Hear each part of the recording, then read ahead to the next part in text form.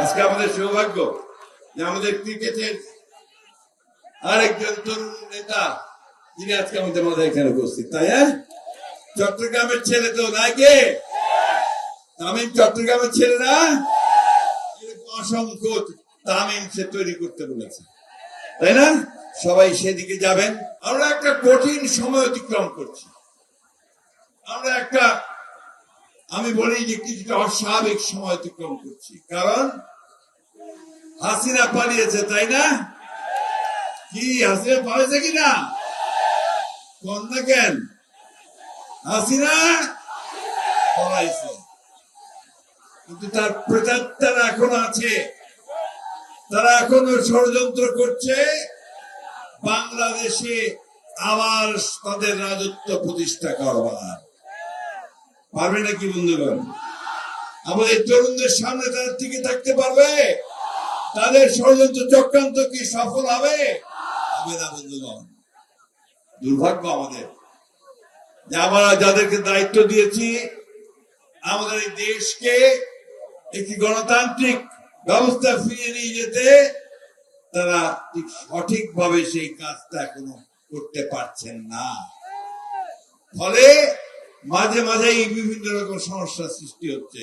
সেই সমস্যাগুলো তাদেরকে আরো শক্তিশালী করার সুযোগ সৃষ্টি করে দিচ্ছে।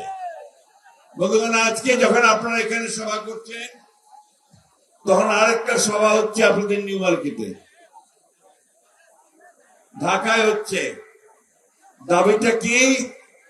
দাবি হচ্ছে যে আওয়ামী লীগকে নিষিদ্ধ করতে হবে, তাই না? আমরা এই মাঠে যারা আছি তারা সবাই শুধু নয় বন্ধুগণ, আমরা বাংলাদেশের 18 কোটি মানুষ এই আওয়ামী লীগকে দেখতে চাই না।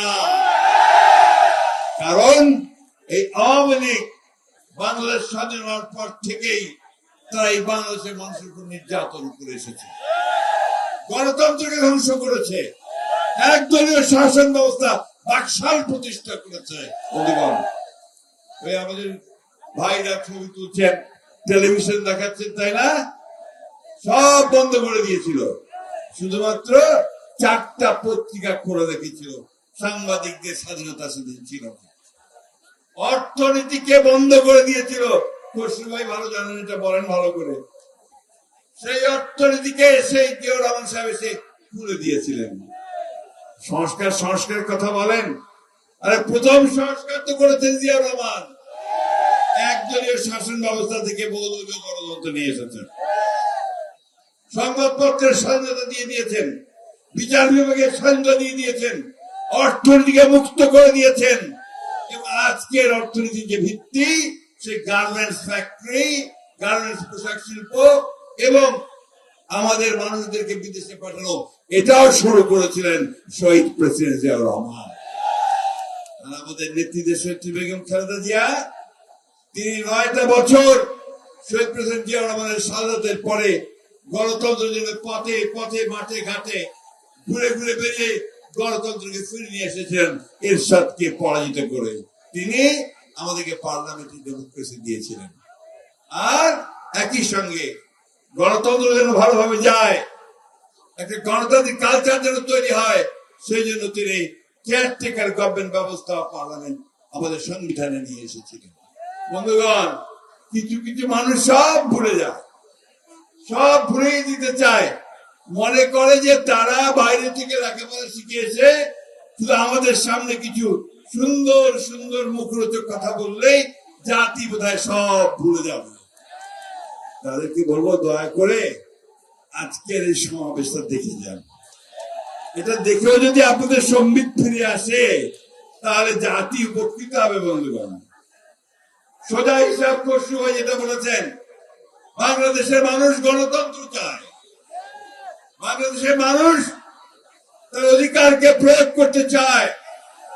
আমাদের তরুণ ছেলেরা তারা চাকরি চায়, ব্যবসা চায়, কর্মসংস্থান চায়, তাই না?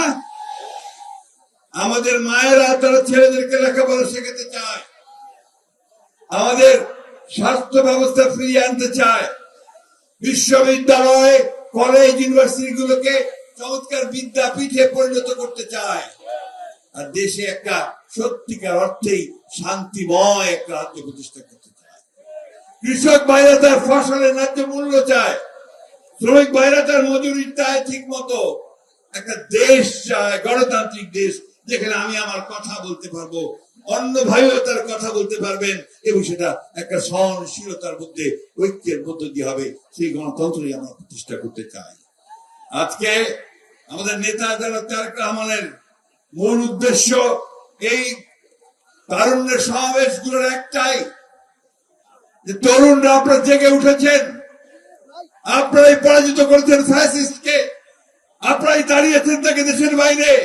সেই তরুণরা আবার জেগে উঠুন, আপনার অধিকার আপনারা জোর করে কেড়ে নিন। বন্ধুগণ, মাথা ঠান্ডা রেখে সজাগ থেকে আজকে সমস্ত চক্রান্ত এবং যে ষড়যন্ত্র আছে তাকে আমাদের ব্যর্থ করে দিতে হবে।